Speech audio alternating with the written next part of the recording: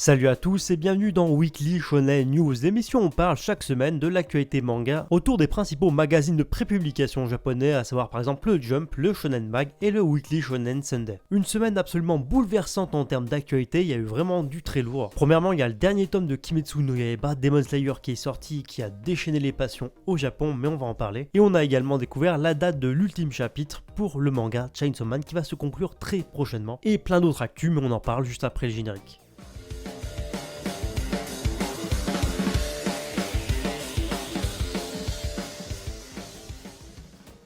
Avant d'aller plus loin, comme d'habitude, je vous invite vraiment à lâcher les pouces bleus si vous voulez vraiment soutenir mon contenu et le mettre en avant sur YouTube, donc un grand merci à vous, c'est très important. Et si c'est pas déjà fait, je vous invite à vous abonner à la chaîne, c'est totalement gratuit. Et ici on parle d'actu manga. On va commencer avec l'actu pour le Shonen Jump numéro 2 qui sortira donc la semaine prochaine au Japon, qui nous proposera d'avoir une couverture aux couleurs de Dr Stone. Et le manga Chainsaw Man quant à lui obtiendra des pages couleurs pour ce qui s'annonce être son ultime et dernier chapitre. Mais on en reparle juste après. Et à noter ensuite que le manga Jujutsu Kaisen sera absent au prochain numéro. En revanche, on pourra quand même se consoler avec un chapitre bonus de quelques pages, comme c'était le cas il y a quelques semaines. Et sinon, oui, vous avez bien entendu, comme je l'ai évoqué justement plus haut dans la vidéo, différentes suites du Weekly Shonen Jump qui sont sorties en fait mercredi ont révélé une information des plus surprenantes. Le manga Chainsaw Man de Tatsuki Fujimoto trouvera sa conclusion au prochain numéro du Weekly Shonen Jump, à savoir le numéro 2, qui sortira donc la semaine prochaine au Japon. Une news d'autant plus surprenante parce qu'à la base, il y a quelques semaines, on nous annonçait l'ultime chapitre, en fait la phase finale du manga, et on était nombreux à penser qu'il restait du coup encore pas mal de volumes avant la fin. Et il faut également savoir que à l'occasion de la publication de ce dernier chapitre de Chainsaw Man, une information concernant Chainsaw Man sera dévoilée. Est-ce que ça sera l'officialisation de l'adaptation en animé comme certaines fuites l'annonçaient? On verra bien. Ensuite, comme on pouvait s'en douter au vu du dernier chapitre de The Promised Neverland qui était un chapitre spécial, le manga The Promised Neverland nous présentera un tout nouveau chapitre spécial, mais cette fois dédié au personnage de Isabella. Maintenant, je pense que la question se pose, allons-nous avoir donc d'autres chapitres autour d'autres antagonistes ou d'autres personnages de The Promised Neverland à travers différents one-shots sous forme de side story, et même on peut peut-être rêver peut-être de quoi même nous offrir un volume one-shot compilant justement toutes ces histoires side story. On verra bien la réponse dans quelques semaines. Le résultat du nouveau grand vote de popularité des personnages de My Hero Academia est enfin tombé, et sur le podium on retrouve donc en troisième position Shoto, en deuxième position Izuku, et en première position, c'est plus surprenant, on retrouve Katsuki Bakugo. Le dernier tome du manga Yuna de la pension Yuragi, qui sera le tome 24, contiendra plusieurs illustrations inédites réalisées par différents auteurs issus du Jump, comme par exemple Shun Saeki, à qui on doit par exemple Shukugeki no Soma, ou encore Teishi Tsutsui, à qui on doit We Never Learn. Le manga Dr Stone a franchi le cap des 8 millions de copies en circulation sur le marché. Marvel et le Weekly Shonen Jump ont annoncé officiellement qu'un manga Deadpool Samurai serait publié à présent dans le Shonen Plus à partir du 10 décembre, et le manga sera signé Sanshiro Kasama et Hikaru Uesugi. Et on conclut donc l'actualité autour du Weekly Shonen Jump avec une news que je vous ai teasé justement en début de vidéo, la sortie du dernier tome de Kimetsu no Yaiba Demon Slayer, qui a littéralement déchaîné les foules et les passions au Japon pour sa sortie. Le manga, qui s'est donc conclu en 23 volumes, nous a encore une fois démontré que Kimetsu est un tournant sans précédent dans l'industrie du manga au Japon, et ça on a pu le découvrir à travers différentes images relayées par plusieurs chaînes de télévision au Japon, nous montrant que beaucoup de fans et énormément de monde s'étaient déplacés en foule en masse pour faire la queue pendant des heures pour se procurer le dernier volume du manga. En bref, ces images confirment juste une seule chose, qu'on aime ou qu'on n'aime pas Kimetsu no Yaiba, il reste sans conteste malgré tout un phénomène culturel indescriptible. Par rapport au marché japonais du manga, il y aura vraiment et véritablement un avant et un après Kimetsu Demon Slayer,